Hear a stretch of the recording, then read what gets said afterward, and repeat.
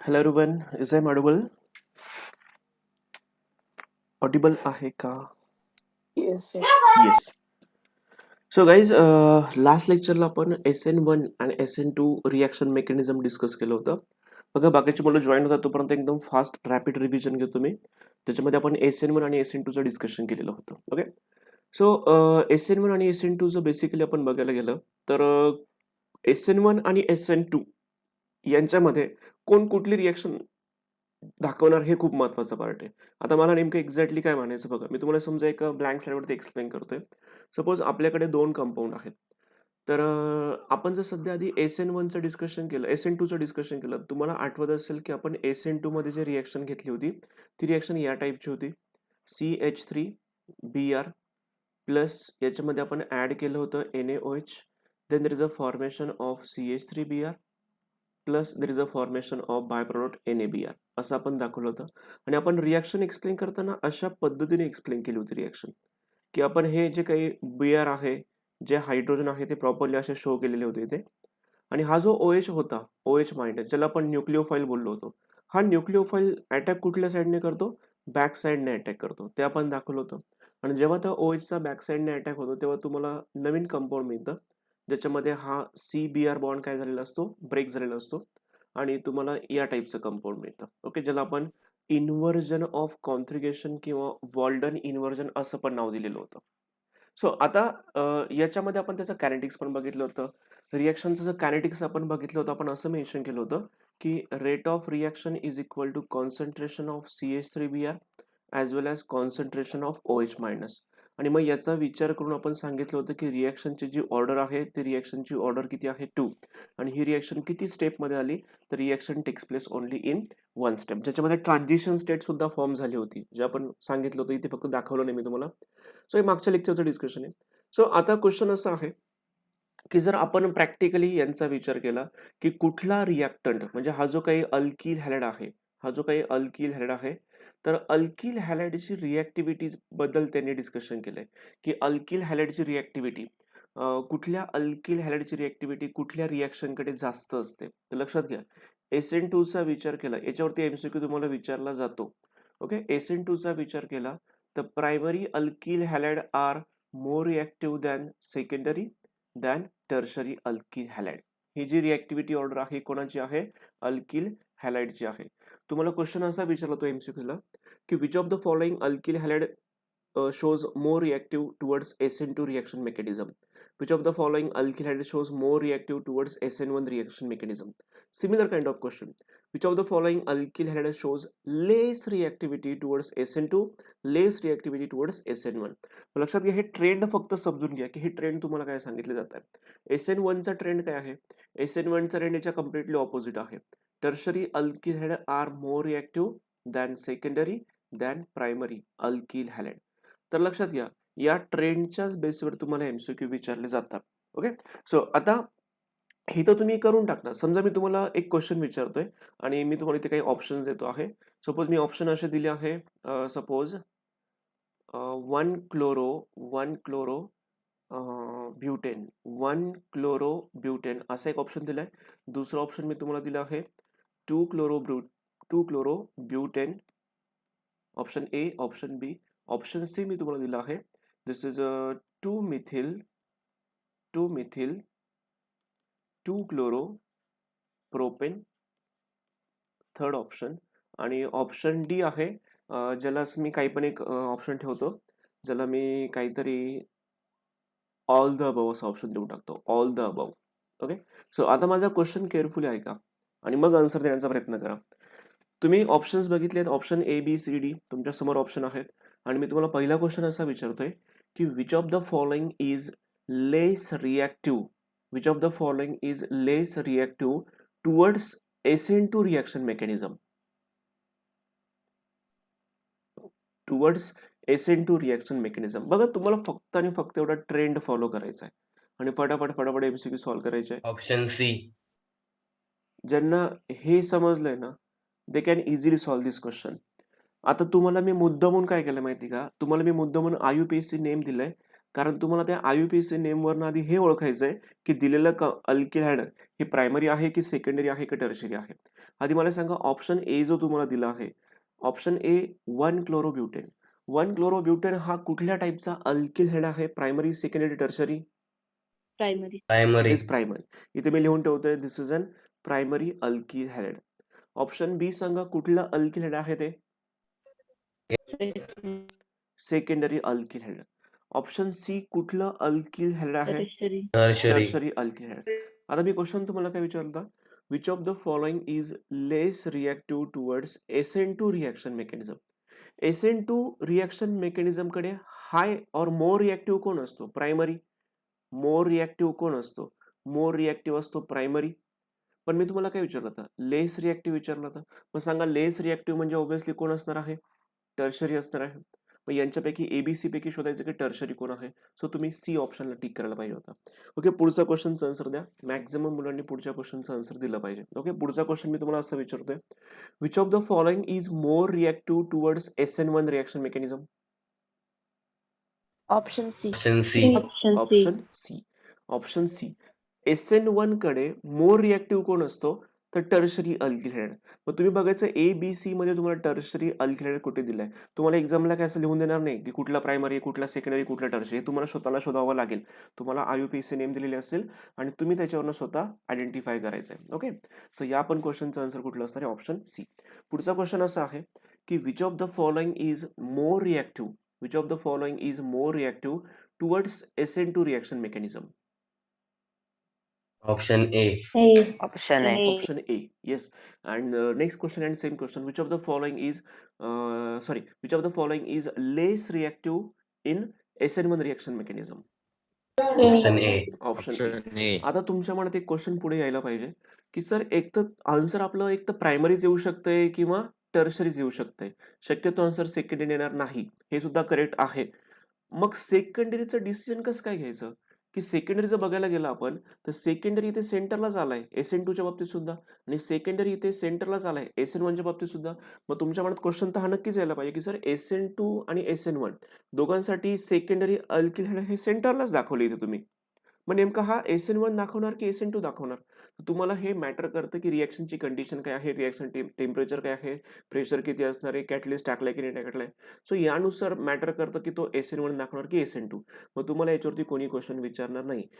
सेकंडरीच्या बाबतीत हे रिएक्शनची कंडिशन ठरवत असते की तो SN1 रिएक्शन दाखवणार की SN2 रिएक्शन दाखवणार. पण तुमच्यासाठी सगळ्यात महत्त्वाचं फक्त हाच ट्रेंड आहे. हा ट्रेंड तुम्ही अजिबात विसरायचा नाहीये, जो मी तुम्हाला दोघांसाठी ट्रेंड दाखवलाय. ओके, हा ट्रेंड बघा तर बरं, लगेच नोट करा. नोट करा इन द सेन्स माइंडमध्ये ठेवा की SN1 कडे कोण फास्ट दाखवतंय, SN2 कडे कोण सगळ्यात फास्ट रिएक्शन दाखवतंय. SN2 कडे सगळ्यात फास्टेस्ट रेट ऑफ रिएक्शन कोणाचा असतो? Primary alkyl हायडचा. SN1 कडे SN1 कडे फास्टेस्ट रेट ऑफ रिएक्शन कोणाचा असतो? टर्शरीचा. हा, येस. ते 2 क्लोरोब्युटेन आहे ना, हा, त्याचं एकदा सांगता का सेकंडरी बरं. हा जो 2 क्लोरोब्युटेन आहे त्याचं आपण आधी स्ट्रक्चर काढू. आधी म्हटलं आपण ब्युटेन म्हटलं तर आपण इझिली किती कार्बन काढले पाहिजे? 4 कार्बन काढले पाहिजे. त्याच्या सेकंड नंबरच्या कार्बनला क्लोरीन दाखवायचं आहे. सेकंड नंबरला तुम्ही लेफ्ट साईडने घ्या किंवा राईट साईडने घ्या. समजा मी इथे दाखवलाय सेकंड नंबर. सेकंड नंबरला कार्बनला आपण काय घेतलंय? क्लोरीन दाखवलाय. Rest of the part is just balancing of valency. So इथे आपण ऍड करणार CH3, इथे CH3, इथे CH2 आणि इथे CH. आता चेक करा की हा जो क्लोरीन ॲटम आहे, हा क्लोरीन ॲटम या कार्बनला अटॅच आहे. मी त्याचा कलर चेंज करतो. सो क्लोरीन या कार्बनला अटॅच आहे. आता मला माझ्या क्वेश्चनचा आन्सर द्या. हा जो रेड कार्बन तुम्हाला दिसतोय ज्याला क्लोरीन अटॅच आहे, तो रेड कार्बन ऑदर किती कार्बनला जोडला गेलाय?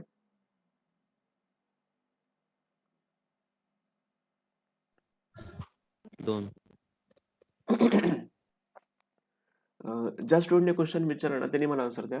हा जो रेड कार्बन आहे हा ऑदर किती कार्बनला जोडला गेलाय? 2 कार्बन. 2 कार्बनला. मग the carbon which is attach to another 2 carbon atom, that carbon is said to be secondary carbon. जो कार्बन ऑदर 2 कार्बनला जोडलेला असतो, जो कार्बन ऑदर 2 कार्बनला जोडलेला असतो त्या कार्बनला म्हणायचं सेकंडरी कार्बन. आणि सेकंडरी कार्बनला हॅलोजन अटॅच आहे म्हणून हा अल्किल हॅलिड कुठल्या टाईपमध्ये काउंट करावा लागतो आपल्याला? सेकंडरी मध्ये. तसा होता सी पण एक्सप्लेन करून देतो. सीचं स्ट्रक्चर बघा कसं आहे. 2 मिथिल 2 क्लोरोप्रोपेन. प्रोपेन म्हटलं तर 3च कार्बन काढायचे 1 2 अँड 3. त्याच्यामध्ये सेकंड नंबरला मिथिल आहे. सेकंड नंबरला मिथिल दाखवलाय. सेकंड नंबरला क्लोरीन पण आहे. सेकंड नंबरला क्लोरीन पण दाखवलाय. रिमेनिंग पार्ट फक्त बॅलन्स करायचे. हायड्रोजनला ते आपण बॅलन्स केले. आता तुम्ही चेक करा. या केसमध्ये सॉरी तिथे CH3 झालं आपल्याकडनं चुकून. एक मिनिट. इथे काय पाहिजे आपल्याला? क्लोरीन दाखवायचं आपल्याला. दिस इज क्लोरीन. आता तुम्ही चेक करा. माझ्या क्वेश्चनचा आन्सर द्या की हॅलोजन ॲटम, हा हॅलोजन ॲटम ज्या कार्बनला अटॅच आहे तो कार्बन अदर किती कार्बनला जोडलाय? 3 carbon. 3 कार्बनला. मग या कार्बनचा टाईप काय झाला? Tertiary carbon. आणि टर्शरी कार्बनलाच हॅलोजन अटॅच आहे म्हणून त्याला आपण काय म्हणतो? Tertiary alkyl halide. आता समजलं का? Yes, sir. Understood. Yes. So मग तुम्हाला हा ट्रेंड कन्फर्म माहिती झालाय. SN2 कडे फास्ट रिॲक्शन कोण दाखवणार?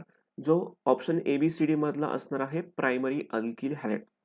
SN1 कडे फास्ट रिॲक्शन कोण दाखवणार? जो ऑप्शन ABCD मधला असणार आहे टर्शरी अल्किल हॅलाइड. इथेपर्यंत सगळ्यांना समजलंय? Yes, sir. इथेपर्यंत क्लिअर आहे सगळ्यांना? ओके. आता मी तुम्हाला एक क्वेश्चन विचारतोय. आज बरेचसे क्वेश्चन सॉल्व्ह करायचे आपल्याला. मी तुम्हाला एक क्वेश्चन विचारतोय. समजा मी एक स्ट्रक्चर काढलंय असं. CH3 CH2 CH2 CH2 and I असं एक कंपाऊंड आहे. दुसरं कंपाऊंड मी तुम्हाला दिलं आहे CH3 CH2 CH2 CH2 आणि सपोज Cl. हे दोघंही स्ट्रक्चर तुम्ही केअरफुली ऑब्झर्व करा आणि थोडासा विचार करून मला आन्सर द्या. ऑप्शन ए आणि ऑप्शन बी. तुम्ही मला सांगा हे दोघंही आहेत अल्किल हॅलाइड. या अल्किल हॅलाइडचा टाईप काय आहे? प्रायमरी. Primary. प्रायमरी. सगळेजण ऍग्री आहात की हे प्रायमरी अल्किल हॅलाइड आहे? Yes, sir. येस. सर.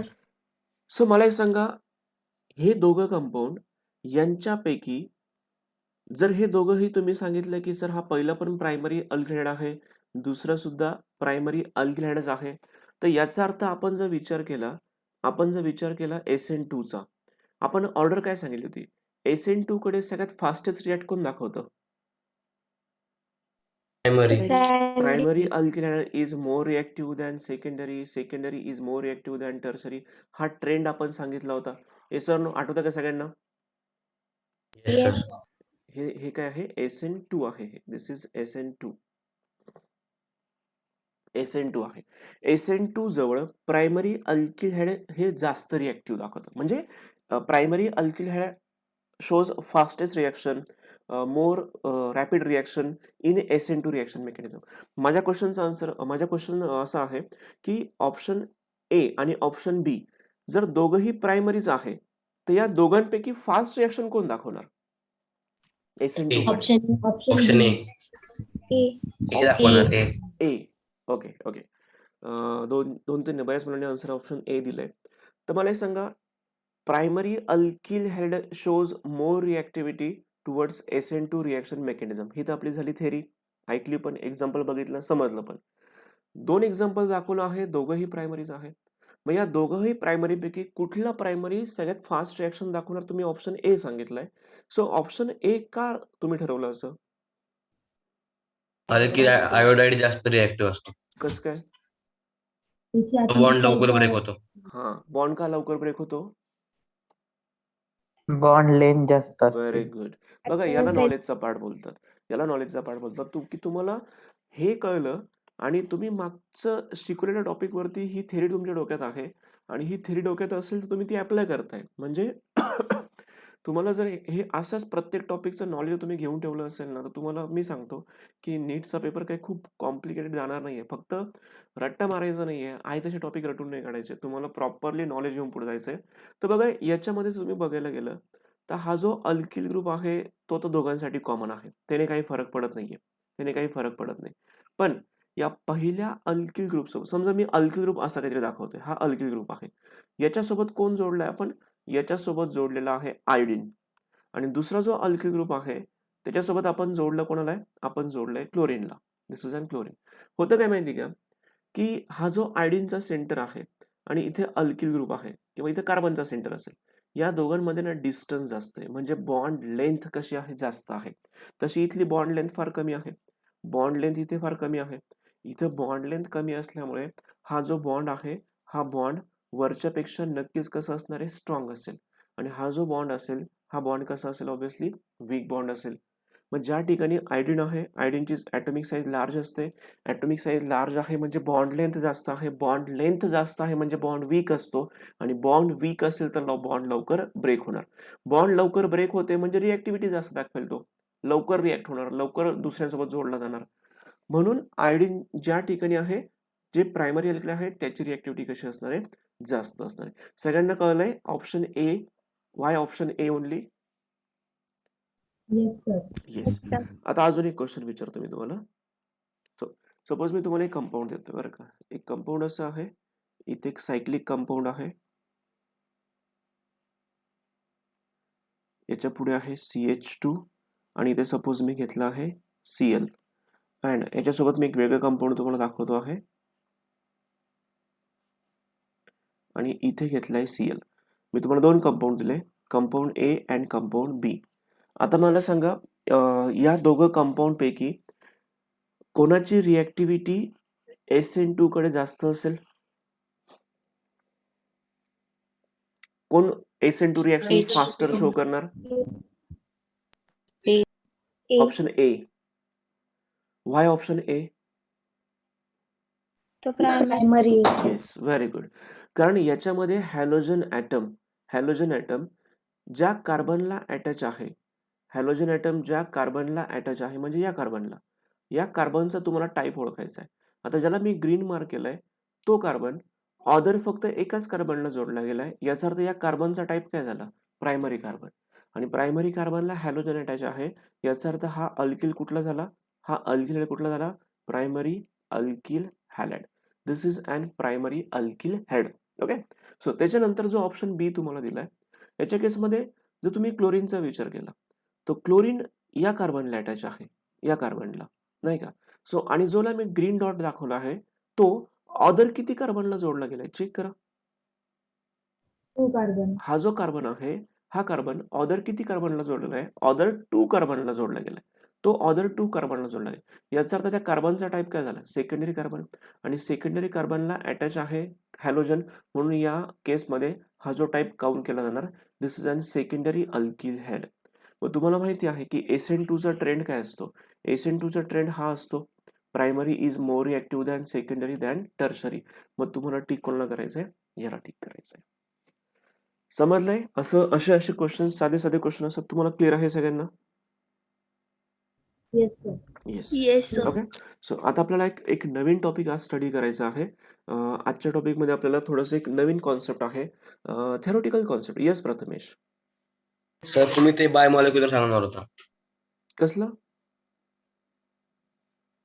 तर ते SN2 चा म्हणजे बायोमॉलिक्युलर न्यूक्लियोफिलिक असतं ना ते SN2 म्हणजे. हा, तर ते अच्छा. बायोमॉलिक्युलर ओके. काय असतं ते? येस. बहुतेक लास्ट लेक्चरला कोणतरी शेवटी विचारलं होतं ना? मीच सर. अच्छा, तूच विचारलं होतं का? फाईन.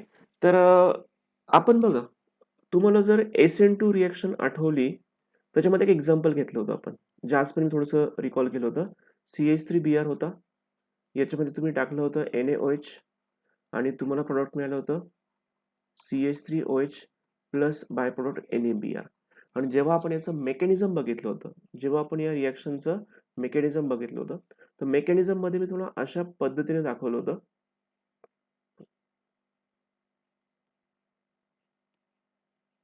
आणि OH चा अटॅक बॅक साइडने झालेला होता आणि हा बॉडी इथून ब्रेक झाला होता. डायरेक्टली प्रोडक्ट दाखवतो तुम्हाला. प्रोडक्ट तुम्हाला अशा टाईपचं मिळालं होतं.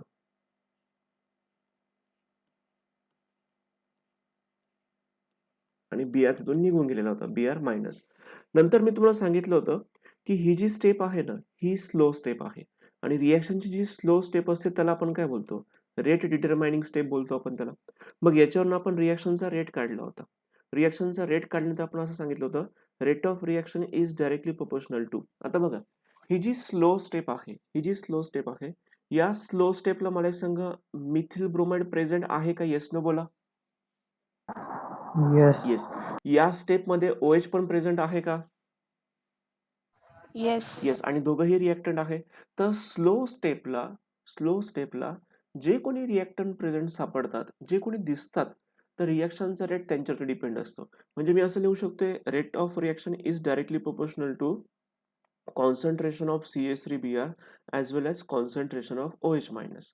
आणि मग इथे मी इक्वेशनला मॉडिफाय केलं तर rate is equal to K into concentration of CH3Br into concentration of OH minus. आता मग मी असं सांगितलं होतं की याला आपण बाय मोलेक्युलर असं नाव का दिलं होतं? तर रिएक्शनची ऑर्डर काढण्यासाठी, रिएक्शनची ऑर्डर आपल्याला किती मिळाली होती? रिएक्शनची ऑर्डर आपल्याला 2 मिळाली होती. मग या केसमध्ये रिएक्शनची ऑर्डर 2 काढण्यासाठी तुम्हाला हे 2 मोलेक्युल रिस्पॉन्सिबल होते. हे 2 मोलेक्युल रिस्पॉन्सिबल होते, CH3Br as well as OH. मग हे 2 मोलेक्युल रिस्पॉन्सिबल होते म्हणून त्याला म्हटलं गेलं बाय मोलेक्युलर. हा झाला बाय मोलेक्युलरचा मिनिंग. याला बाय मोलेक्युलर आपण का म्हटलो? प्रथमेश, आधी हा वर्ड समजला का आपण याला बाय मोलेक्युलर का म्हणतोय? हो सर. येस.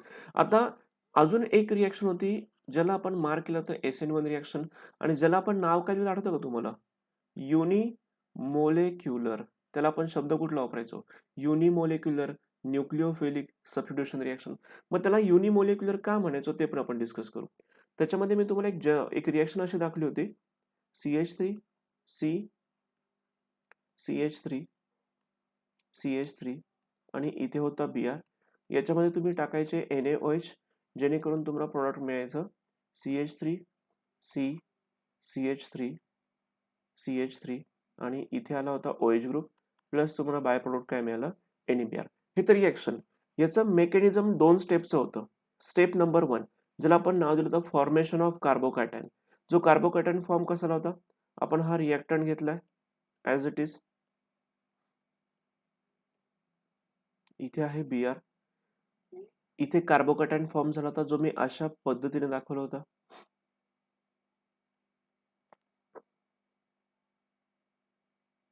आणि याच्यावरती चार्ज काय आहे? Positive charge. हा कार्बोकॅटायन फॉर्म झालाय.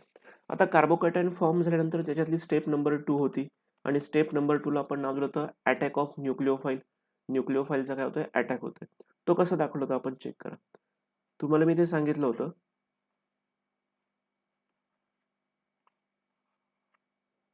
ओके. हा जो न्यूक्लिओफाईल आहे बॅक साइडने पण अटॅक करू शकतोय, आणि हा न्यूक्लिओफाईल OH आहे तो. बरं, तुम्हाला हे आठवतंय का आता जे मी काढतोय सगळं ते? हो सर. Yes, sir. हा जो OH आहे हा फ्रंटने पण अटॅक करू शकतोय, फ्रंट साइडने पण अटॅक करू शकतोय, बॅक साइडने पण अटॅक करू शकतोय. ओके. आणि अटॅक करून झाल्यानंतर तुम्हाला 2 प्रोडक्ट मी दाखवले, त्याची मला आता गरज नाहीये. तर याच्यामधली ही जी स्टेप आहे ना, ही आहे फास्ट स्टेप, आणि वरती मी मार्क केलं तर स्लो स्टेप. जी स्लो स्टेप असते त्या स्टेपला आपण काय बोलतो? रेट डिटरमाइनिंग स्टेप बोलतो आपण. आता माझा एक क्वेश्चन होता तुम्हाला, की जी स्लो स्टेप आहे, स्लो स्टेपला सांगा, आपल्याकडे वरच्या रिएक्शन मध्ये जर बघायला गेलं तर 2 रिएक्टंट आहेत वरच्या रिएक्शन मध्ये, पण जेव्हा त्याचा आपण ऍक्च्युअल मेकॅनिझम बघतोय तर मेकॅनिझम मध्ये स्टेप नंबर 1 ला जी स्लो स्टेप आहे, हे मी पण नाही सांगितलं, हे त्या लोकांनी सांगितलं आपल्याला. तर जी स्लो स्टेप आहे त्या स्टेपला तुम्हाला सांगा किती रिएक्टंट सापडलेत? वरती 2 आहेत, फर्स्ट पण आहे, सेकंड पण आहे, पण या दोघांपैकी तुम्हाला फक्त एकच सापडलाय की नाही? Yes or no?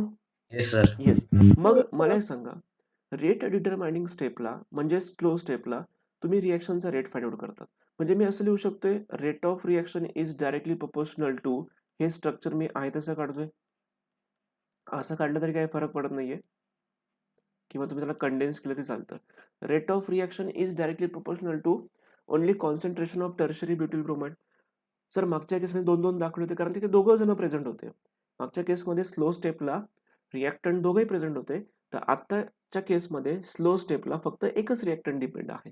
म्हणजे याला मी पुढे जाऊन असं पण लिहू शकतोय, rate is equal to K into concentration of CH3 CH3 इकडे गेला होता, इकडे टाकून दिला. मला एक सांगा, तुम्ही जर रिएक्शनचा रेट शोधला तर सांगा, तुम्ही यानुसार रिएक्शनची ऑर्डर किती सांगणार मला? Order of reaction is 1. आता क्वेश्चन असा आहे की ज्या इक्वेशन मध्ये तुम्ही ऑर्डर फाइंड आउट करताय त्या इक्वेशन मध्ये किती मॉलिक्युल्स तुम्हाला दिसत आहे? एकच मॉलिक्युल आहे. पण तसं बघलं तर रिएक्टंट मध्ये आपण 2-2 मॉलिक्युल घेतले आहे. पण तुम्हाला रेट लॉ मध्ये किंवा या रेट इक्वेशन मध्ये फक्त एकच रिएक्टंट दिसतोय आणि एकच रिएक्टंट दिसतो आहे म्हणून त्याला काय म्हटलं जातं? युनिमॉलिक्युलर म्हटलं जातं. त्याला आपण काय कुठला शब्द वापरतोय? युनिमॉलिक्युलर. मग आता युनिमॉलिक्युलरचं मिनिंग कळलं इथे? हो सर. येस. ठीक आहे. चला मग आता पुढच्या कोणाला काही डाऊट आहे अजून? सर हा. तुम्ही म्हटलेलं की SN1 मध्ये मोठा मॉलिक्युल वापरतात म्हणजे ते CH3 वगैरे. हा टर्शरी. हा टर्शरी वापरतात आणि त्याच्यामध्ये SN2 मध्ये एवढं मोठं नाही वापरत. म्हणजे ते प्रायमरी वापरतो आपण तिथे. तर का असं? बघा ना, समजा आपण त्याचा विचार केला की असं का घडतंय, मी तुम्हाला त्याचं एक्सप्लेनेशन देतो. आपला ट्रेंड काय सांगतो आपल्याला? SN2 ची रिएक्शन असेल तर primary is more reactive than secondary than tertiary आणि SN1 चा जर आपण ट्रेंड बघितला तर tertiary is more reactive than secondary than primary.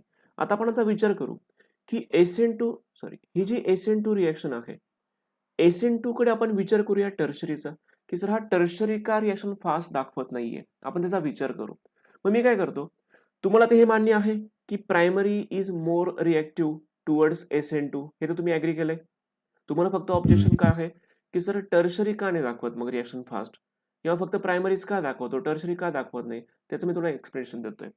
तर प्रायमरीच्या बाबतीत तुम्हाला हे आठवतंय का, आपण रिएक्शन दाखवताना अशा वेळी रिएक्शन दाखवलेली होती. इथे होता BR आणि OH चा अटॅक आपण कुठून केला होता? बॅक साइडनेच केला होता. हे सगळ्यांना आठवतंय? Yes sir. इथे फ्रंट साइडने अटॅक का होत नव्हता हे पण आठवत असेल तुम्हाला? Yes sir. BR येस, कारण निगेटिव्ह निगेटिव्ह रिपल्शन व्हायचं.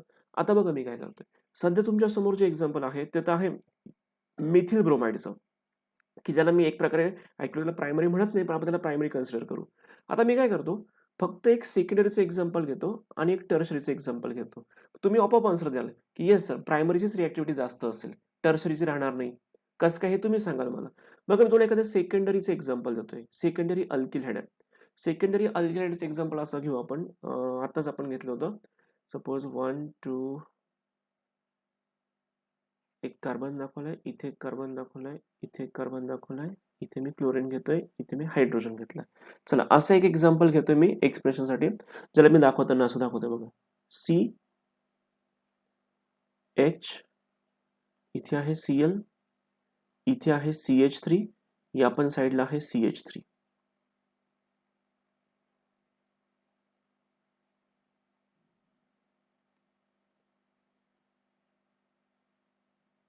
ओके. हा जो वरती आता मी मॉलिक्युल ड्रॉ केलाय हा खालचाच मॉलिक्युल मी वरती ड्रॉ केलाय. ओके. टर्शरीचं आपण एखादं एक्झाम्पल घेऊ जे मी अशा पद्धतीने तुम्हाला दाखवतोय. कार्बन, वरती पुन्हा एक कार्बन असणार आहे, या साईडला सपोज घेतलाय Cl, इकडे पण कार्बन, या साईडला पण कार्बन. वरती जो कार्बन आहे त्याचे 3 हायड्रोजन, हा जो कार्बन आहे प्रत्येक कार्बनचे 3-3 हायड्रोजन आपण दाखवतोय.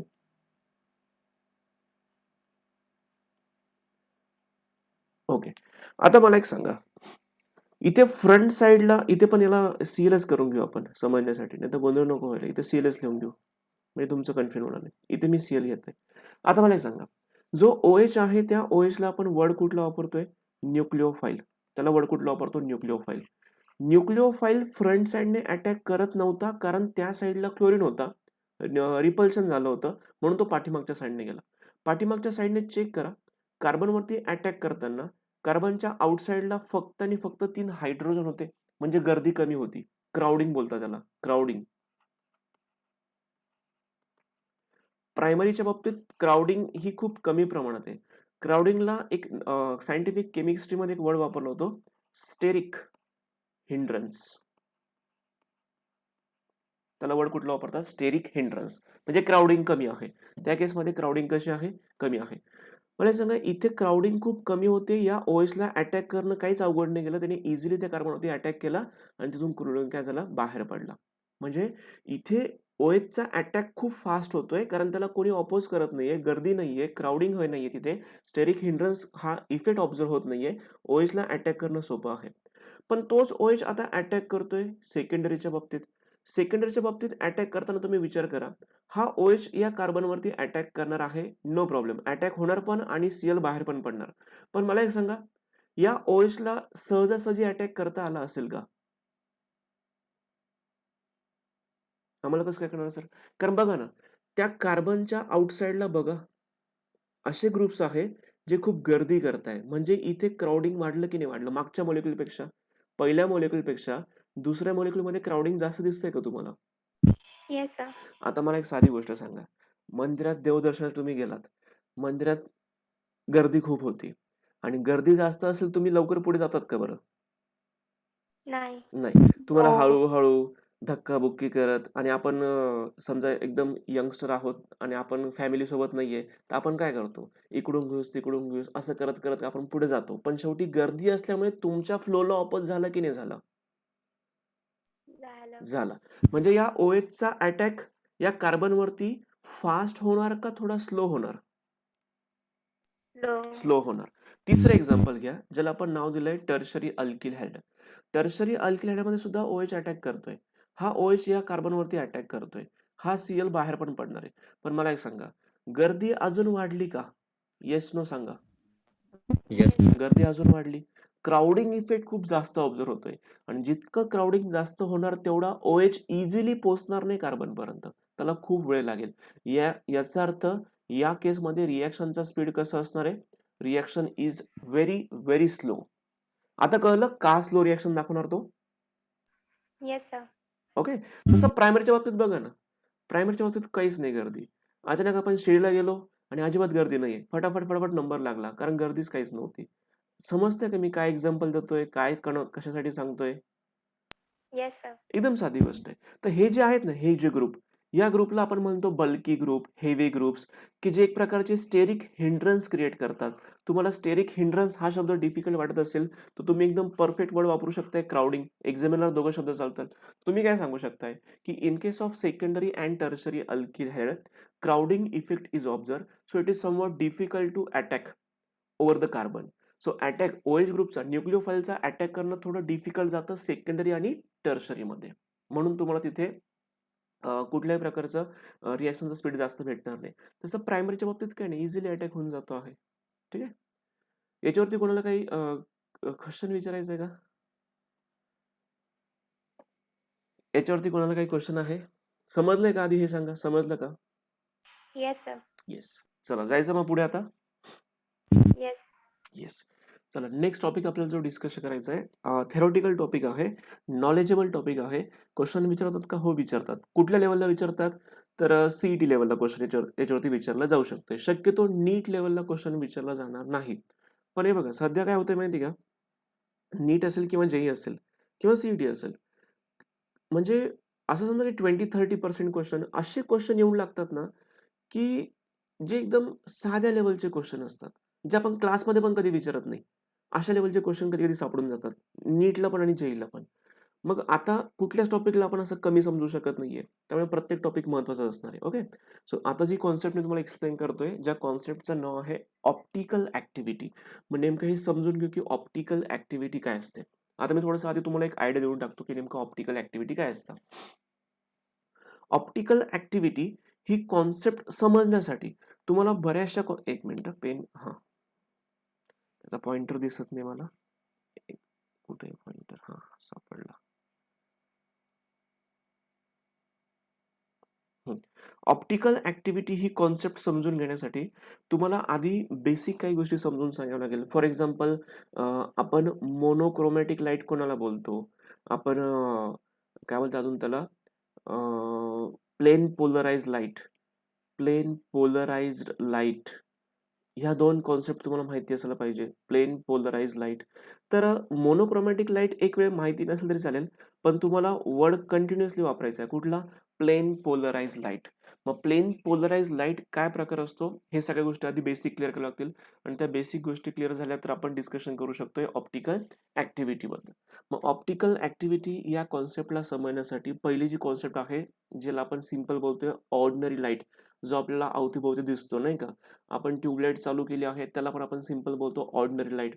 आपण घराच्या बाहेर आहे, अगदी थोडंसं बारीक ऊन आहे तर म्हणजे सनलाईटला सुद्धा आपण काय बोलतोय ordinary light. Okay. So ordinary light नंतर पुढची कॉन्सेप्ट तुम्हाला स्टडी करायची आहे ज्याचं नाव आहे monochromatic light. This is an monochromatic light. Monochromatic light काय असतं ते पण आपण डिस्कस करू. मोनोक्रोमॅटिक लाईट नंतर आपल्याला डिस्कशन करायचं आहे प्लेन पोलराइज लाईट. ओके. तुम्हाला यांचं नॉलेज नसेल तरी काय हरकत नाहीये, पण तुम्हाला प्लेन पोलराइज लाईट माहिती असणं गरजेचं आहे. ओके. मग डिस्कशन तर आपल्याला सगळ्यांचंच करायचं आहे, पण कामाचं फक्त कुठलं आहे प्लेन पोलराइज लाईट. आणि प्लेन पोलराइज लाईट नंतर एक थेरोटिकल कॉन्सेप्ट आहे. माईक ऑन ऑफ करा ना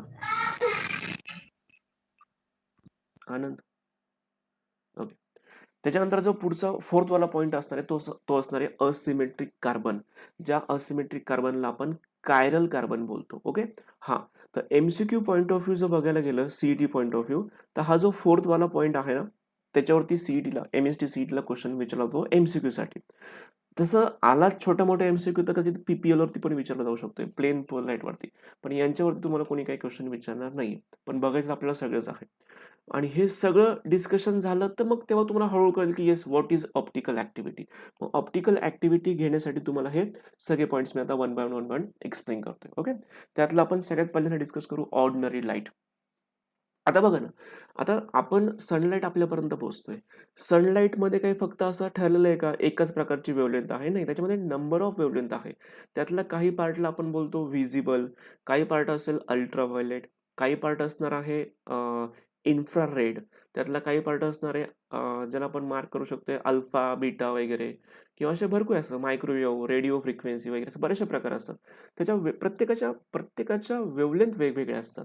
मग जो ऑर्डिनरी लाईट आहे इथे आपण काय सांगितलंय, the light which has different wavelength and vibrates in all planes perpendicular to direction of propagation of light.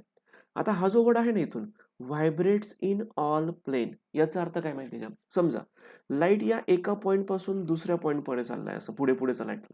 हा लाईट जाताना असा फक्त स्ट्रेट जात नाहीये. हा समजा आपण या पॉइंटला ऑब्झर्व केला तर हा इथून स्ट्रेट तर जातोच आहे, पण हा इकडे पण जाणार आहे, इकडे पण जाणार आहे, इकडे सुद्धा जाणार आहे, या साईडला सुद्धा असेल. हा लाईट प्रत्येक डायरेक्शनला काय होणार आहे स्प्रेड होणार आहे. मला सांगा तुम्ही घरामध्ये एखादी ट्यूबलाईट आहे, आपल्या घरात एखादी ट्यूबलाईट आहे, सपोज अशी एक ट्यूबलाईट आहे. तुम्ही बटन चालू केलं, तुम्ही बटन चालू केल्यानंतर समजा तुम्ही इथे बसलाय स्टडीसाठी, तर हा लाईट फक्त आणि फक्त तुमच्यापर्यंतच येतो का असं सरळ? नाही. हा लाईट या साईडला पण जातोय, इकडे पण जातोय, पाठीमागे पण जातोय, वरती स्लॅबकडे पण जातोय, इकडे पण जातोय. हा लाईट सगळ्या डायरेक्शनला काय होतोय स्प्रेड होतोय. पूर्ण हॉलमध्ये तो लाईट पास होतो. मग यांचं काय म्हणणं आहे की हा जो लाईट आहे जो सगळ्या डायरेक्शनला पास होतो आहे त्याला बोलतात it vibrates in all plane perpendicular to direction of propagation of light. Direction of propagation of light म्हणजे काय? हा जो लाईट आहे हा ज्या डायरेक्शनला ट्रॅव्हल करतो आहे त्याला आपण म्हणतो this is an propagation of light. ही जी डायरेक्शन आहे याला आपण म्हणतो प्रोपोगेशन ऑफ लाईट. हे सगळेचे सगळे व्हायब्रेशन्स या प्रोपोगेशन ऑफ लाईटला, डायरेक्शन ऑफ प्रोपोगेशन ऑफ लाईटला कशा असतात? परपेंडिक्युलर असतात. मग अशा टाईपच्या लाईटला आपल्याला सिंपल बोलायचं असतं this is an ordinary light. Okay. So मग ordinary light consist of option A single wavelength, option B different wavelength, option C, option D काहीतरी तयार केलं असेल तर लक्षात घ्या ऑर्डिनरी लाईट मध्ये डिफरंट वेवलेंथ असतात. Okay. And all the wavelengths are vibrates in plane perpendicular to direction of propagation of light. It is called as ordinary light. Okay. So अशा पद्धतीने आपल्या घरातला जो असतो बघा लाईट, तो असं याचे जे काही व्हायब्रेशन्स आहे हे सगळ्या डायरेक्शनला काय होत आहे पास होत आहे, म्हणून आपण याला म्हणू शकतो this is an ordinary light. Okay. So याच्याबद्दल पुढचा पॉईंट जो आपण सांगतोय तो आहे मोनोक्रोमॅटिक लाईट. मोनोक्रोमॅटिक लाईट म्हणजे कसं असतं माहिती का, की याच्यामध्ये एकच वेवलेंथ असते. म्हणजे सपोज इथून जो लाईट येतो आहे, सपोज आपल्याकडे इथे एक समजा मी प्रिझम बसवलाय, सपोज एक प्रिझम आहे माझ्याकडे, त्याला मी नाव दिलंय निकोल प्रिझम.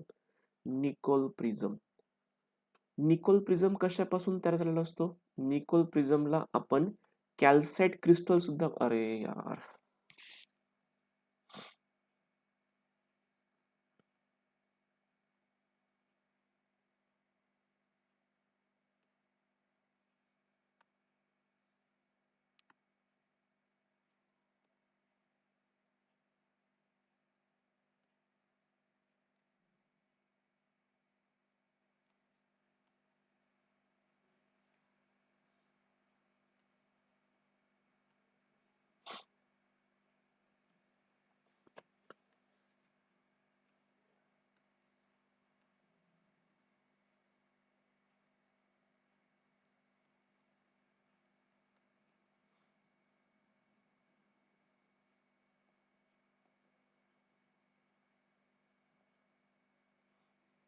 चला आले का सगळे?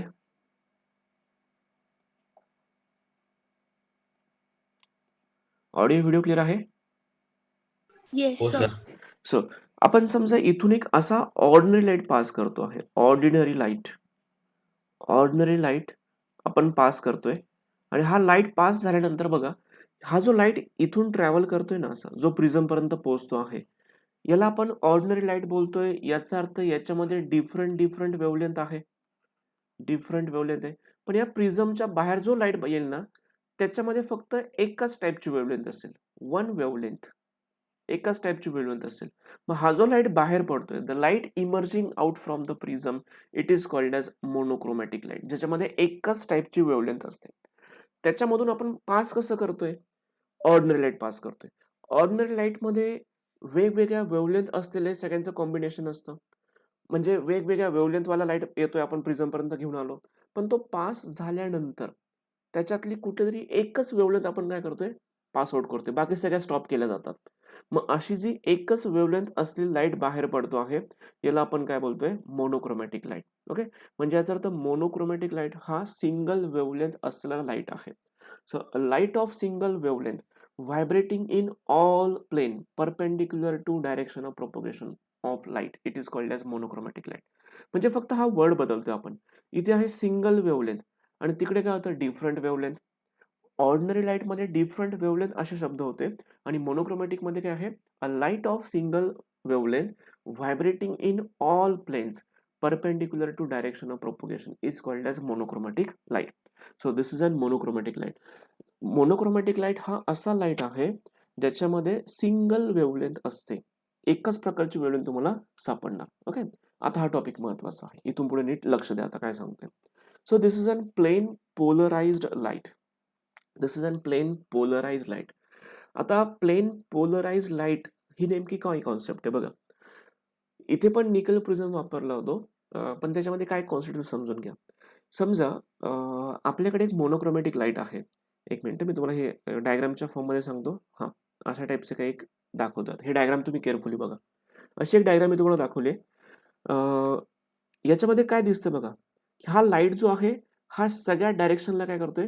ट्रॅव्हल करतोय. म्हणजे हा ओरिजिन आहे, इथून समजा लाईट आहे, हा light up side, down side, left side, right side, top bottom सगळ्या साईडला काय करतोय? व्हायब्रेट होतोय.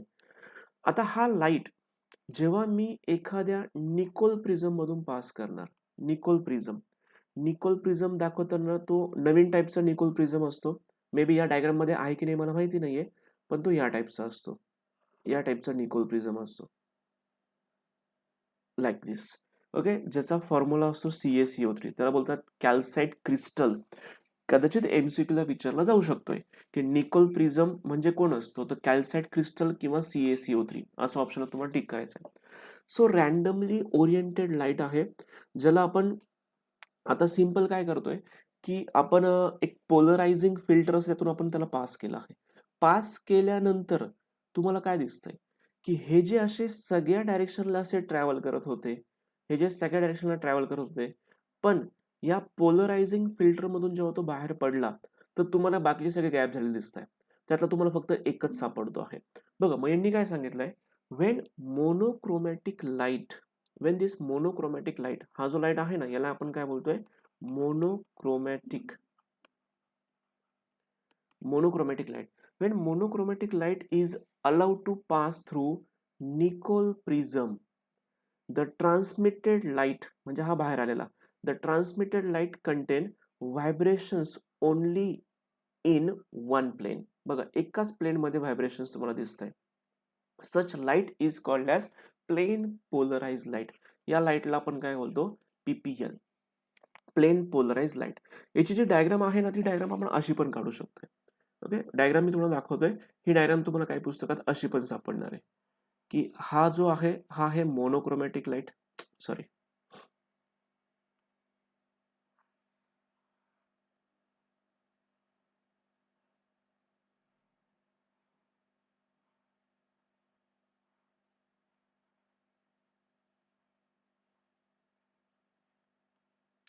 हा जो लाईट मी तुम्हाला दाखवलाय हा लाईट कुठला आहे, मोनोक्रोमॅटिक लाईट.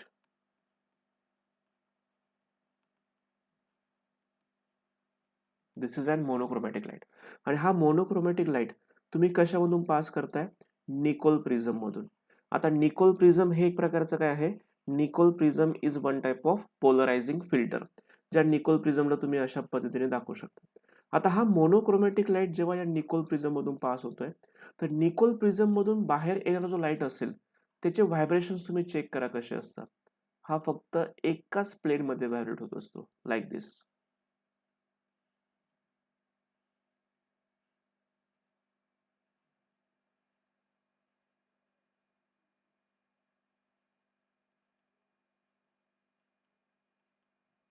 लाईक दिस. मग हा जो लाईट बाहेर पडला आहे त्या लाईटला आपण म्हणू शकतोय प्लेन पोलराइज लाईट. त्या लाईटला आपण काय बोलतो, plain polarise light.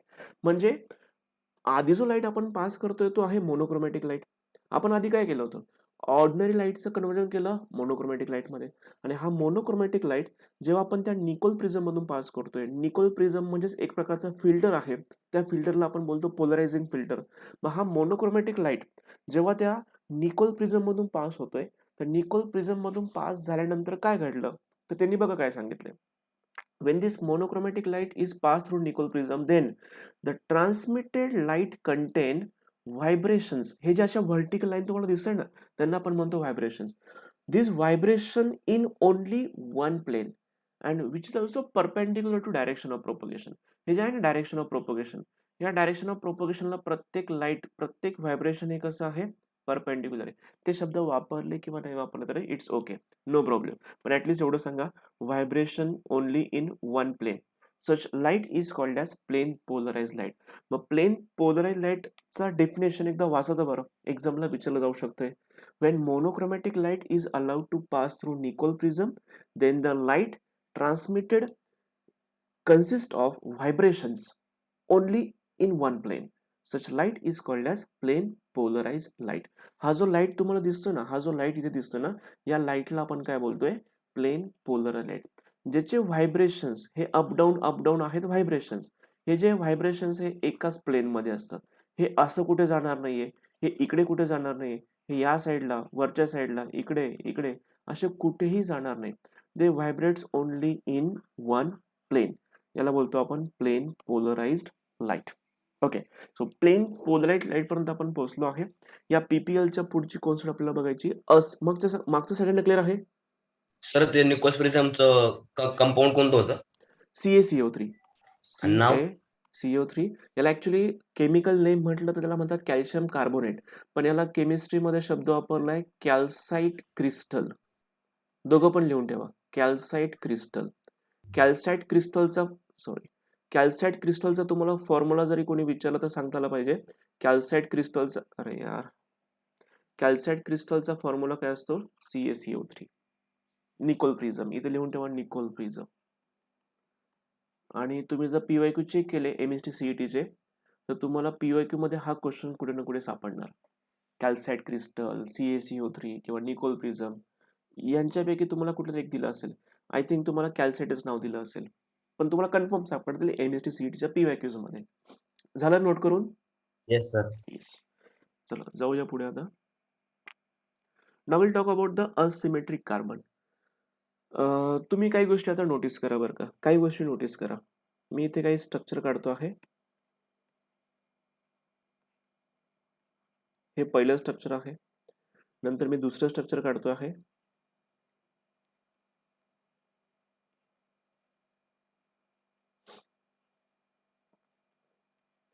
Third structure मी ड्रॉ करतोय.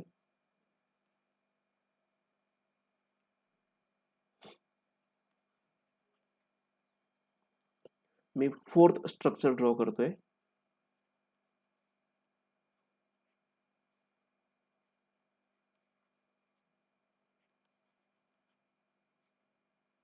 Okay, 1 2 3 4 respectively. Structure number 1 to 2 move करताना तुम्ही काय नोटीस केलं? एक हायड्रोजन रिप्लेस झाला. Hydrogen replace by Br. 2 to 3 जाताना H is replace by CH3. 3 to 4 जाताना H is replace by ethyl. आणि शेवटचं एक तसंच ठेवलंय मी. तुम्ही हे तर नक्कीच नोटीस केलं की याच्यामध्ये चारही ऍटम सेम होते, येस ऑर नो?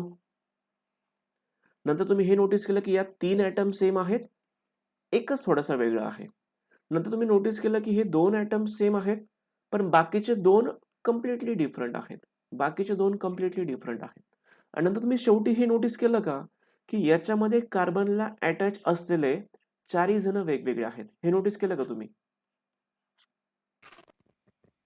अरे हे बघतायत का तुम्ही इथे? Yes sir.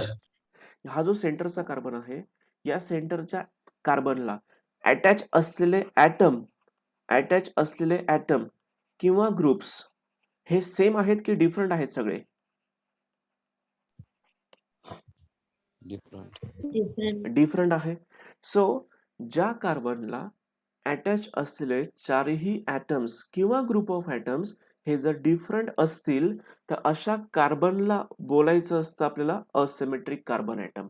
Asymmetric carbon atom is also known as chiral carbon atom. The carbon to which all the 4 atoms or groups of atoms are found to be different, then that carbon is said to be asymmetric carbon. मला हे सांगा, option A, option B, option C, option D, which of the following consist of asymmetric carbon? Option D. Okay, Option option D. तुम्ही जर option C चा विचार केला तर बघा, इथे हायड्रोजन आहे, इथे CH3 आहे, इथे Br आहे. हे तिघही वेगवेगळे आहेत, तिघही वेगवेगळे. पण हा जो चौथा वाला आला ना, हा पुन्हा कुठेतरी सेम सापडतो तुम्हाला.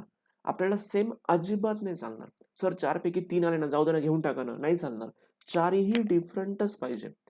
असा कार्बन ज्याला चारही ऍटम्स किंवा ग्रुप ऑफ ऍटम्स हे कम्प्लिटली डिफरंट असतात, अशाच कार्बनला आपण बोलायचं असिमेट्रिक कार्बन.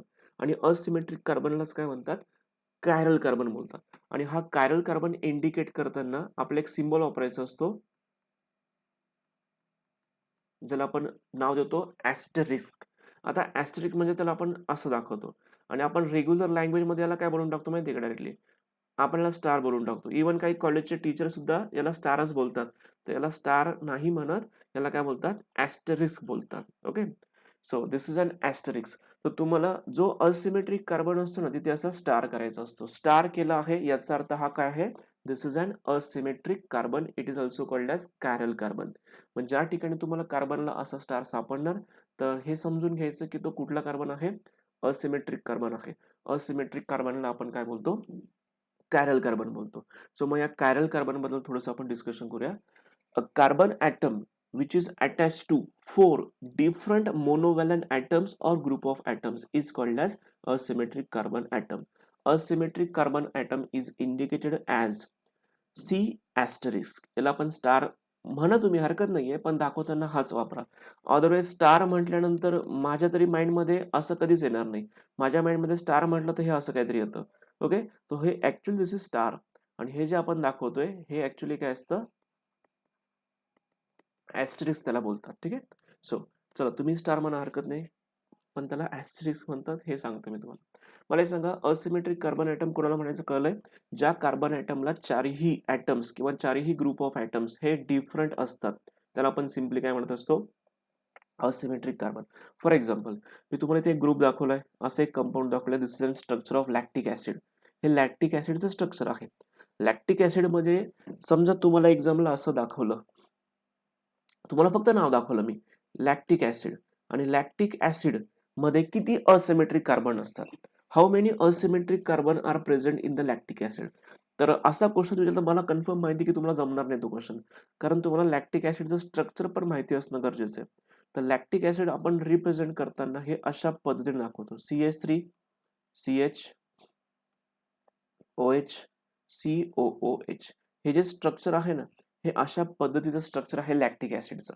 आणि हे स्ट्रक्चर मध्ये प्रत्येक कार्बन चेक करायचा की तो असिमेट्रिक कार्बन आहे की नाहीये. बघा मी तुम्हाला ते समजून सांगतो कसं आहे. आपण जे आता स्ट्रक्चर काढलं होतं ते स्ट्रक्चर असंच होतं ना, CH3 CH OH COOH.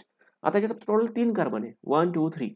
मग या 3 कार्बन मध्ये चेक करायचं प्रत्येक कार्बनला की तो असिमेट्रिक कार्बन आहे की नाही. त्यातला आपण इथे पहिलं दाखवतो बघा. त्या पहिल्या कार्बनला टोटल हायड्रोजन किती आहे? 3 हायड्रोजन आहे. तोच कार्बन त्याच्या पुढच्या एका कार्बनला जोडला गेलाय. ओके, तो कार्बन त्याच्या पुढच्या कार्बनला जोडला गेला.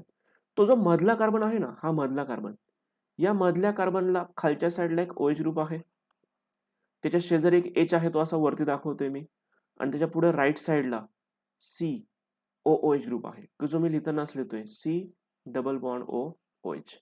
आता चेक करा तुम्ही, हा जो फर्स्ट वाला कार्बन आहे ज्याला असं मी ब्ल्यू मार्क करतोय, मला सांगा या ब्ल्यू कार्बनला चारही ऍटम्स किंवा ग्रुप ऑफ ऍटम डिफरंट आहेत का? Yes no? No sir. Different आहेत का? नाहीये डिफरंट. याचा अर्थ याला मी असिमेट्रिक किंवा कॅरल कार्बन म्हणू शकतोय का? नाही. नाही म्हणू शकत. आता चेक करा, जो पुढचा वाला कार्बन आहे ज्याला आपण असं काहीतरी ग्रीन मार्क करू, हा जो ग्रीन मार्क केलेला कार्बन आहे, या कार्बनला चेक करा, चारही जण डिफरंट आहेत का? नो हो आहेत सर. आहेत ना, डिफरंट. डिफरंट आहेत ना. बघा वरच्या साईडला कोण आहे? हायड्रोजन. खालच्या साईडला कोण आहे? OH. राईट साईडला कोण आहे? कार्बोक्सिलिक ग्रुप आहे. लेफ्ट साईडला कोण आहे? मिथिल आहे. सांगा हे 4 जण सेम आहेत की डिफरंट आहेत? Yes sir. डिफरंट आहे. डिफरंट आहे म्हणजे याला मी ऍस्टरिस्क करू शकतोय, याला मी कॅरल कार्बन म्हणू शकतो आहे. Yes, 100% yes. पण मी या पहिल्या ब्ल्यू वाल्याला म्हणू शकत होतो का? नाही म्हणू शकत होतो, कारण त्याला हे 3 हायड्रोजन सेम सापडले होते, त्यामुळे त्याला आपण असिमेट्रिक म्हणू शकत नव्हतो. पण आता जो सेकंड वाला कार्बन आहे त्याला आपण कन्फर्म असिमेट्रिक कार्बन म्हणू शकतो आहे. आणि का म्हणू शकतो हे पण क्लिअर आहे सगळ्यांना? Yes sir. आता हा तिसरा कार्बन बघा, शेवटचा, ज्याला असं मी काहीतरी डार्क व्हाईट कलर दाखवलाय, मला एक सांगा, याला पहिली गोष्ट 4 जण अटॅच आहेत का? नाही. नाहीये. एक तर कोण आहे? OH आहे. वरती कोण आहे? O आहे. आणि इकडे हा काहीतरी मोठा ग्रुप अटॅच आहे. पण हे 3च ग्रुप झाले ना, चौथा ग्रुप कुठे आहे? याचा अर्थ अशा केसमध्ये या कार्बनचा विचार तुम्हाला करायची आवश्यकता नाहीये. कार्बनला 4 जण अटॅच पाहिजे, तर या केसमध्ये या तिसऱ्या कार्बनला फक्त 3च जण अटॅच आहे. याचा अर्थ तुम्हाला विचार करायची पण गरज नाही. याचा अर्थ हा पण असिमेट्रिक कार्बन नाही. मग तुम्हाला दिलेल्या लॅक्टिक ऍसिडमध्ये टोटल नंबर ऑफ असिमेट्रिक किंवा total number of chiral carbon किती मिळाले? तर कॅरल कार्बन तुम्हाला किती मिळाले? फक्त एकच कॅरल कार्बन मिळाला. पण लॅक्टिक ऍसिड मध्ये एकच कॅरल कार्बन आहे, हे समजलं का तुम्हाला? हो सर. येस. मी तुम्हाला एक एक्झाम्पल देतो, अजून वेगळे एक्झाम्पल घेतो. तुम्ही मला त्या क्वेश्चनचा आन्सर द्या. हवं तर तुम्ही थोडासा वेळ घ्या. मी तुम्हाला एक एक्झाम्पल दिलं आहे. 2 क्लोरो काय घेऊ? 2 क्लोरोब्युटेन. 2 क्लोरोब्युटेन मध्ये किती असिमेट्रिक कार्बन आहे ते मला काढून दाखवा. 2 क्लोरोब्युटेन मी तुम्हाला दिलंय. 2 क्लोरोब्युटेन मध्ये किती असिमेट्रिक कार्बन, त्याचा विचार करून ठेवा.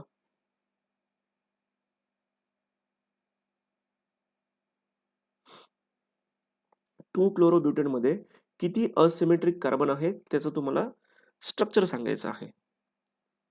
सर एकच आहे. एकच आहे असं म्हणणं आहे. आपण चेक करू. मला सांगा 2 क्लोरोब्युटेनचं आधी स्ट्रक्चर कसं काढतो आपण?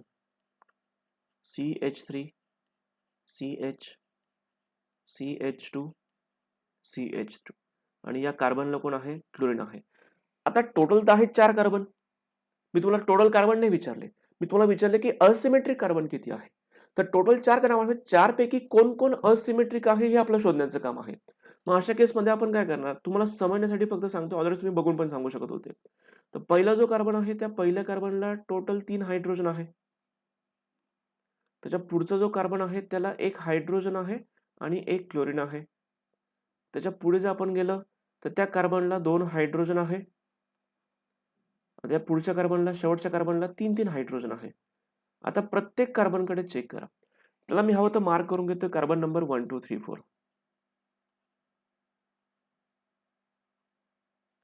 आता मला सांगा, जो फर्स्ट कार्बन आहे त्या फर्स्ट कार्बनला 4 जण अटॅच आहेत का? हो आहे. पण ते डिफरंट आहेत का? नाही. नाही. बघा मला बघूनच कळतं की हे तर 3 सेमच झाले. हे तर 3 सेमच झालेत. पुढचा तर ठीक आहे. पुढचा खूप मोठा ग्रुप दिसतोय तुम्हाला. तो तर आहे डिफरंट, मान्य आहे. पण तुम्हाला 4 ही सेम पाहिजे. म्हणजे या कार्बनला अटॅच झालेले 4 ॲटम किंवा ग्रुप ऑफ ॲटम हे यांच्यातले काही जण सेम सापडलेत. आपल्याला सगळेच्या सगळे डिफरंटच पाहिजे होते. पण हे सेम सापडल्यामुळे मी या कार्बनला असिमेट्रिक कार्बन म्हणू शकत नाहीये. तर सगळ्यांना कळलं का? C1 ला मी असिमेट्रिक म्हणू शकत नाही. तर का म्हणू शकत नाही हे क्लिअर आहे? फटाफट रिप्लाय करा. हो सर. Yes sir. आता आपण दुसऱ्या कार्बनकडे जाऊ. मी हे सगळं काढून घेतो सगळं परत. ओके. आता आपण दुसऱ्या कार्बनचा विचार करू. तुम्ही दुसऱ्या कार्बनकडे जा. हा जो दुसरा कार्बन आहे याला चेक करा. वरती एक हायड्रोजन आहे, खाली एक क्लोरीन आहे. सध्या 2 डिफरंट सापडले. तिसरा ग्रुप तर हाच आहे ना? हा तिसरा ग्रुप आहे. हा पण तर डिफरंटच आहे. आणि चौथा ग्रुप तर हा मोठा आहे.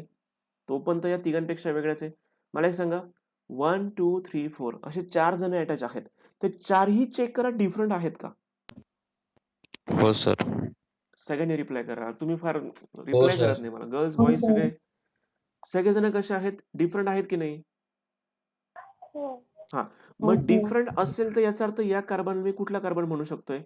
असिमेट्रिक कार्बन म्हणू शकतोय. म्हणजे आतापर्यंत मला फक्त एकच असिमेट्रिक कार्बन भेटलाय. आपण पुढे पण जाऊया आता. त्यातला पुन्हा काही पार्ट मी इथून इरेज करतोय. आपण आता तिसऱ्या कार्बनकडे जाऊ. हे काढून घेतलंय. आता मी तिसऱ्या कार्बनकडे जातोय. तिसऱ्या कार्बनकडे गेलोय. चेक करा. याच्या वरती हायड्रोजन आहे. याच्या खाली पण हायड्रोजन आहे. पुढच्यांचा विचार करायची गरज आहे का सांगा मला? पुढचे कोण येतायत? काय येतात? नाही सर. तुम्हाला 2 सेम सापडले. तुम्हाला 4 ही डिफरंटच पाहिजे. तर 2 सेम सापडले. विचार पण करू नका की हा पुढे जाऊन काय होईल? लेफ्टला कोण आहे? राईटला का? थिंक करायची गरज पण नाही. सोडून द्यायचा विषय तसाच. पुन्हा या चौथ्या कार्बनचा विचार करा. या चौथ्या कार्बनमध्ये हायड्रोजन, हायड्रोजन, हायड्रोजन तिघही सेम सापडून गेले. पुढचा विचार करायची पुन्हा गरज नाही तुम्हाला. मला सांगा याला पण तुम्ही असिमेट्रिक म्हटले नाही. याला पण तुम्ही असिमेट्रिक म्हणू शकत नव्हते. तुम्ही या पहिल्याला पण असिमेट्रिक म्हणू शकत नव्हते. फक्त तुम्ही यालाच काय बोलताय? यालाच काय बोलताय? असिमेट्रिक बोलताय. कारण त्या एकट्यालाच 4 ही ॲटम्स किंवा ग्रुप ऑफ ॲटम कसे डिफरंट अटॅच आहे. याचा अर्थ 2 क्लोरोब्युटेन या मॉलिक्यूलमध्ये एक असिमेट्रिक कार्बन प्रेझेंट आहे. It consist of 1 asymmetric carbon. याच्यामध्ये एकच असिमेट्रिक कार्बन आहे.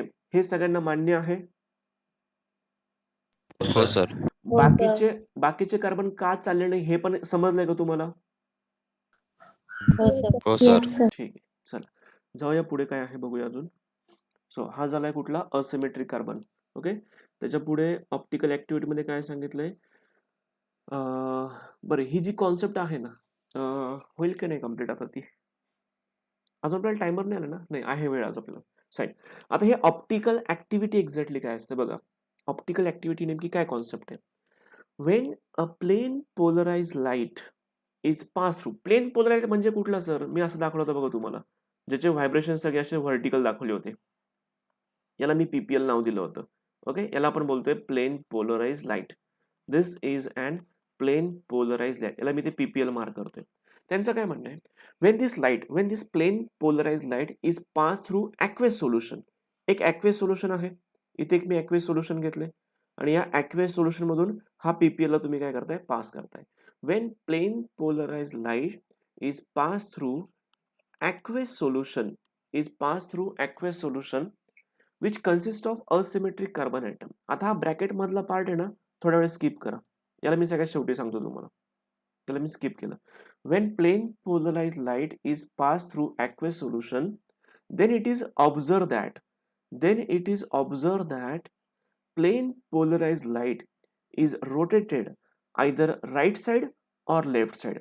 अजून दिसत नाही ना ते पण दाखवतो बघ. एक तर PPL चा लाईट हा तुम्हाला रोटेट झालेला दिसेल. आयदर राईट साइड तुम्ही चेक करा. आधी हा एकदम व्हर्टिकल होता. आता तो थोडासा राईट साइडला रोटेट झालेला दिसतोय. असं क्लॉकवाईज रोटेशन दाखवतोय. किंवा हा तुम्हाला अँटी क्लॉकवाईज रोटेशन दाखवेल. क्लॉकवाईज और अँटी क्लॉकवाईज. बघा एकदम सिंपल कॉन्सेप्ट आहे. जर एखाद्या ॲक्वेस सोल्युशन मधून आपण PPL ला पास केलं. पास करून झाल्यानंतर जो लाईट बाहेर पडतोय, बाहेर पडलेला लाईट हा आयदर राईट साईडला रोटेट झाला असेल किंवा हा लेफ्ट साईडला रोटेट झाला असेल. राईट साईडला म्हणजे आपण इथे शब्द वापरू शकतोय क्लॉकवाईज रोटेशन, किंवा लेफ्ट साईडला झाला असेल म्हणजे आपण इथे शब्द वापरू शकतोय अँटी क्लॉकवाईज रोटेशन. जर पीपीएल राईट साईडला गेला असेल किंवा लेफ्ट साईडला गेला असेल तर अशा सबस्टन्सला, अशा ॲक्वेस सोल्युशनला आपण म्हणायचं आहे की this molecule is optically active. या मॉलिक्यूलला आपण काय म्हणू शकतोय, this molecule is said to be optically active molecule. आणि या फेनॉमिननला बोलतात ऑप्टिकल ऍक्टिव्हिटी. बघा सिंपल कॉन्सेप्ट आहे. एक सोल्युशन घेतलं, त्या सोल्युशन मधून कुठलं लाईट पास केलं आपण, प्लेन पोलराइज लाईट. आणि तो लाईट पास झाल्यानंतर जर तो लाईट क्लॉकवाईजला रोटेट झाला असेल किंवा अँटी क्लॉकवाईज रोटेट झाला असेल तर कन्फर्मेशन आहे की तो मॉलिक्यूल, त्या हा जो ॲक्वेस सोल्युशन आहे, हा जो मॉलिक्यूल आहे, हा कन्फर्म मॉलिक्यूल कोण आहे, ऑप्टिकली ऍक्टिव्ह मॉलिक्यूल आहे. आणि अशा फेनॉमिननला म्हटलं जातं optical activity. When plane polarised light is passed through aqueous solution of substance, then if the plane polarized light is rotated either right side or left side, then the substance is said to be optical active substance, and this phenomenon is called as optical activity. एकदम simple concept आहे. तुम्ही check करा, हे vibrations एकदम असे vertical होते, vertical होते, vertical होते, आणि पास केल्यानंतर जर ते राईट साईडला गेले असतील किंवा ते लेफ्ट साईडला असे टर्न झाले असतील तर समजून घ्यायचं की हा जो मॉलिक्यूल आहे इथे ठेवलेला मॉलिक्यूल ज्याच्यामध्ये आपण लाईट पास करतोय तो molecule confirm optically active molecule आहे. ओके, सो हे सध्या मी ब्लँक करतो. बघा, आठवण्याचा प्रयत्न करा की आपण ऑप्टिकल ऍक्टिव्हिटी कॉन्सेप्ट काय सांगितली होती. इथे आपण एक सबस्टन्स घेतला होता, या सबस्टन्स मधून आपण पीपीएल ला काय केलं, पास केलं. पीपीटी नाही, PPL. PPL plane polarise light. Plane polar लाईटला आपण इथून पास केलं. पास केल्यानंतर जर तुम्हाला माहिती की पीपीएल म्हटलं तर असे परपेंडिक्युलर असतात नाही का, व्हर्टिकल असतात. जर ते असे क्लॉकवाईज रोटेट झाले किंवा अँटी क्लॉकवाईज रोटेट झाले तर कन्फर्मेशन आहे की इथे ठेवलेला मॉलिक्यूल हा ऑप्टिकली कसा आहे, ऑप्टिकली ऍक्टिव्ह मॉलिक्यूल आहे. ओके, मग आपण डेफिनेशन कशी सांगितली होती, when plane polarised light is passes through an substance, it is and passes through an aqueous solution of substance, then if the plane of plane polarized light is rotate towards clockwise or anti-clockwise, then the substance is said to be optically active substance. Okay, मग अशा फेनॉमिननला म्हटलं जातं optical activity. बघा definition, diagram सगळं बघा काय काय दिलंय. त्याचे एक्झाम्पल आहे लॅक्टिक ऍसिड, 2-क्लोरोब्युटेन किंवा ग्लुकोज पण चालतं. ओके, लॅक्टिक ऍसिड पण आहे, 2-क्लोरोब्युटेन आहे, किंवा तिसरं एक्झाम्पल आपण घेऊ शकतो या केसमध्ये ग्लुकोजचं. ग्लुकोज हा सुद्धा ऑप्टिकली ऍक्टिव्ह आहे. आता त्यांचं काय म्हणणं आहे, तुम्ही जर इथे लॅक्टिक ऍसिड घेतलं असेल किंवा तुम्ही इथे 2-क्लोरोब्युटेन घेतलं असेल किंवा ग्लुकोज घेतलं असेल, त्याच्यामधून जर तुम्ही पीपीएल पास केला तर कन्फर्म आहे तर हा पीपीएल एक तर लेफ्ट हँड साईडला रोटेट होईल किंवा हा राईट हँड साईडला रोटेट होईल. दोघांपैकी एका साईडला जर रोटेशन मिळालं तर समजून घ्यायचं कन्फर्मेशन आहे की हे मॉलिक्युल्स कसे आहेत, हे मॉलिक्युल्स ऑप्टिकली ऍक्टिव्ह मॉलिक्यूल आहे. That's it. मला सांगा, ही डेफिनेशन, ही डायग्राम, या सगळ्यांचा मिनिंग समजला का सगळ्यांना?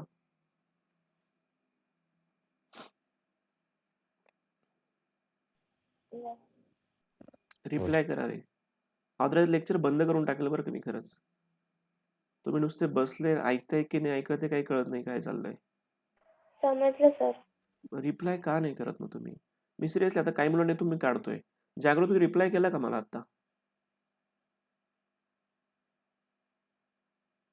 जागृती, are you there? Yes sir.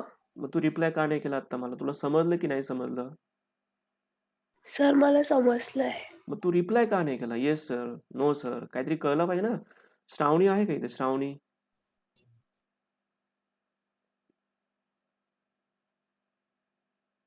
श्रावणी धुमाळ आहे का इथे? हो सर. मग तुम्ही रिप्लाय का नाही करत आहे? समजलंय सर. हे बघा, होईल काय माहिती का, मी तुम्हाला विचारणं बंद करून टाकेल. मी नॉनस्टॉप निघून जाईल. पुन्हा होणार काय की मग काहीतरी समजलेलं नसेल ते विचारणार पण नाही याच्या पुढे मी तुम्हाला की तुम्हाला कळतंय की नाही कळतंय. तुम्हाला समजलं असेल तर येस नोचा रिप्लाय करायचा म्हणजे आपल्याला पुढे जाता येईल. अदरवाईज मी आता इथून पुढे विचारणार नाही, डायरेक्टली नॉनस्टॉप जात जाईल. तसं चालेल का तुम्हाला? तुम्हाला कळलंय की नाही कळलं हे विचारणार पण नाही, डायरेक्टली पुढे पुढे निघून जायचं. सर ऍक्च्युली माझा बॅटरीचा प्रॉब्लेम झाला होता म्हणून मी ते करत होते.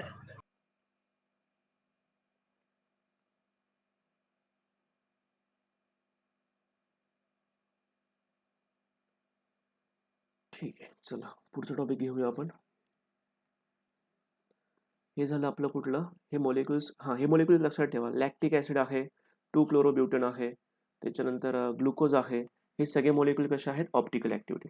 मी तुम्हाला मध्ये इथे असं एक डार्क केलं होतं बघा, हे नंतर सांगतो म्हटलं, त्याच्याबद्दल आपण डिस्कस करू. बघा, ऑप्टिकल ऍक्टिव्ह मॉलिक्युल शोधणं हे तुम्ही 2 वेने करू शकताय. मॉलिक्युल हा ऑप्टिकली ऍक्टिव्ह आहे की नाहीये हे तुम्ही 2 वेने सांगू शकताय. नंबर 1, याला एक बेस आहे जो आहे प्रॅक्टिकल बेस्ड.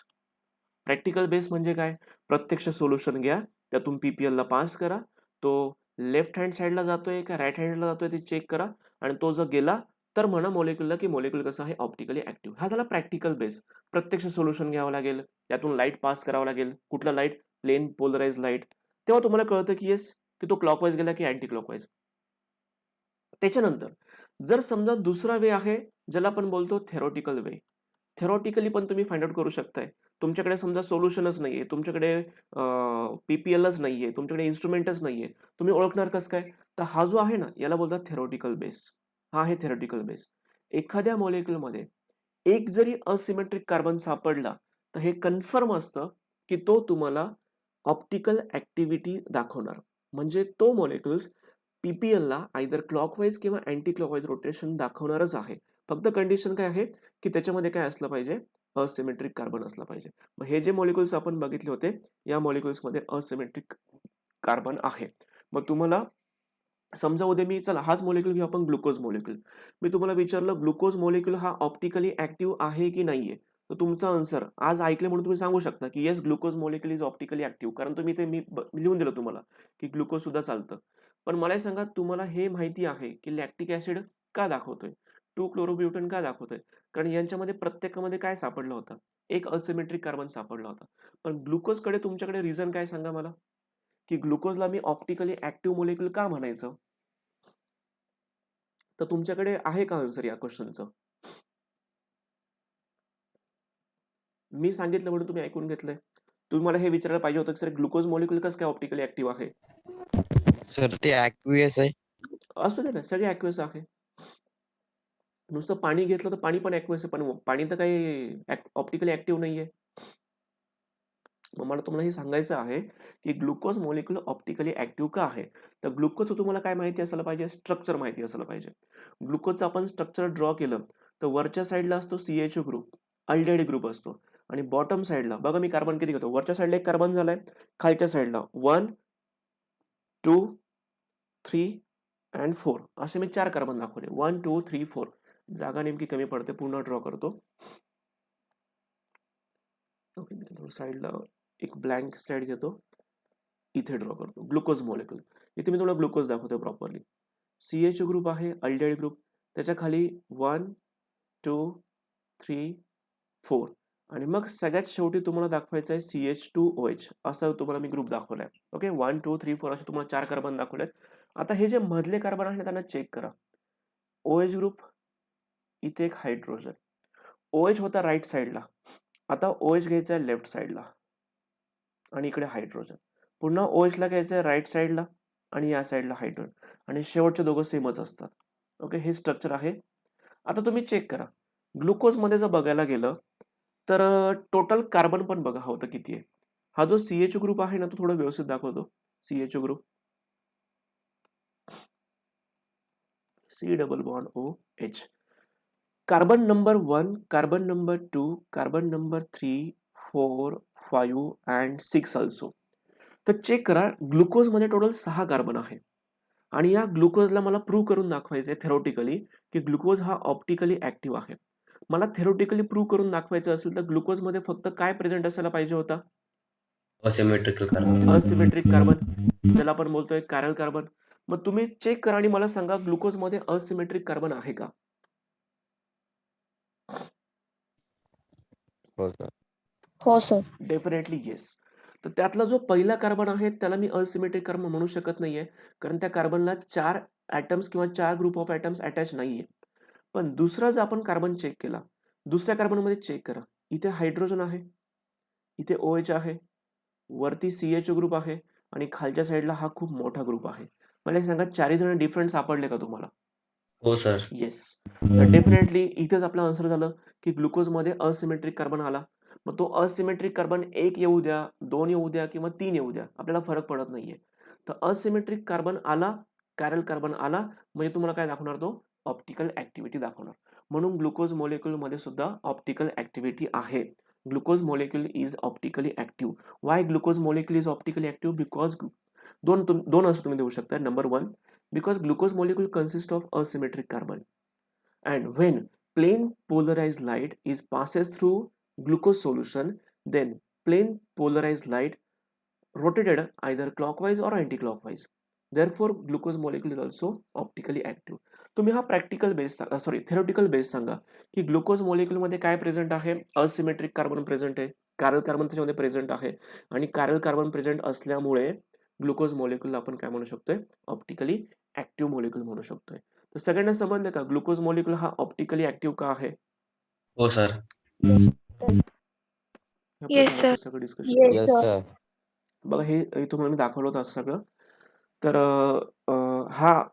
हे तुम्हाला दिसतंय की व्हायब्रेशन्स हे एकाच साईडला आहे, नंतर ते कुठल्या साईडला गेले? राईट साईडला गेले. ओके, राईट साईडला गेले म्हणजे आपण त्याला क्लॉकवाईज रोटेशन म्हणू शकतोय.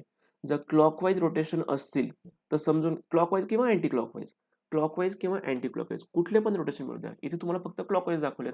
तुम्हाला इव्हन अँटी क्लॉकवाईज जरी भेटले असे तरी तुम्ही सांगू शकताय की this is an optical active molecule. Okay, so याचा जो पुढचा टॉपिक आहे तो फक्त बघू. मोठा टॉपिक असेल तर थांबू आणि बाकीचं नंतर कंटिन्यू करू. हा ठीक आहे, हे सगळं उद्या सांगतो. हे आत्ताच्या आत्ता होणार नाही. ते याच्यामध्ये 2 टाईप आहे. एक आहे डेक्स्ट्रो आणि दुसरं आहे लिवो. मग D आणि L असे एक टॉपिक आहे, त्यावरती पण क्वेश्चन विचारले जातात, पण तो आत्ताच्या आत्ता होणार नाही हा टॉपिक 2-3 मिनिटांमध्ये. तर हा जो टॉपिक आहे ना, आपण फक्त लक्षात ठेवा आपण या डायग्राम पर्यंत पोहोचलो आहे. ओके, आणि उद्या या डायग्राम पासून आपल्याला पुढचा टॉपिक आपल्याला कंटिन्यू करायचा आहे. ठीक आहे, आजचं सेशन आपण इथे थांबूया. आता तुम्हाला आज शिकवलेला टॉपिक समजला का? हो सर. Yes sir. ठीक आहे, चला.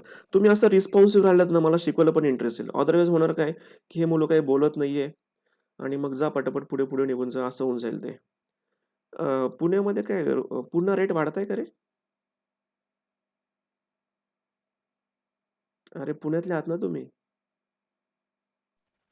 Yes, sir. पुण्यामध्ये Official. पुन्हा ओमिक्रॉनचे रेट वाढलाय का? सर त्यांनी स्कूल स्टार्ट केलेत बट काही. ओके ओके ओके, ठीक आहे. एक न्यूज आहे इथे. ठीक आहे, चला. सो गाईज, उद्या पुन्हा कंटिन्यू करू आणि लक्षात ठेवा आपण इथपर्यंत पोहोचलोय. इथून पुढचा टॉपिक आपण उद्या कंटिन्यू करू. ओके सर हा बोला. सर ऍक्च्युली मला एक डाऊट होता की हं. नाशिक मध्ये नाही का एक कोणतं तरी मेडिकल कॉलेज आहे ना, तर ते गव्हर्नमेंट आहे की प्रायव्हेट आहे? मला म्हणजे कॉलेजचं बेस्ट नाव आहे सांगाल ते का मला. तुम्ही? सर ऍक्च्युली त्याचं नाव पण नाही माहितीये. आमचे एक रिलेटिव्ह आहे ना, त्यांनी सांगितलं की तिथं आहे म्हणून एक कॉलेज. मेडिकल कॉलेज का? हा. आय थिंक तुम्हाला त्यांनी ना नाव कुठलं सांगितलं असेल माहिती का? एका पॉलिटिशियनच कॉलेज आहे ते. तर आहे ते गव्हर्नमेंट कॉलेज आहे. ते गव्हर्नमेंट आहे, पण मी एकदा कन्फर्मेशन घेतो ते गव्हर्नमेंट आहे का असं. Okay sir. पण म्हणजे आहे, अंदाज आहे माझा की गव्हर्नमेंट कॉलेज आहे. त्याला मेट नावाने पण ओळखलं जातं, पण त्यांचं ऍक्च्युली मेट हे इंजिनिअरिंग आहे आणि तुम्ही जे सांगताय ते त्यांच्या अंडरच येतं. पण ते आय थिंक नाही, मेट नाही वेगळं आहे. तुम्ही जे बोलताय ते गव्हर्नमेंट, फक्त त्याचं नाव वगैरे सगळं सांगतो मी तुम्हाला उद्या. मला आठवण करून द्याल फक्त. Okay sir. ठीक आहे, चल. खूप मोठा कॅम्पस आहे तो. चलो, today will stop here. Okay, हा नोट्स पाठवतो मी तुम्हाला. नोट्स पाठवतो. चलो, बाय बाय, टेक केअर. काय सर? सर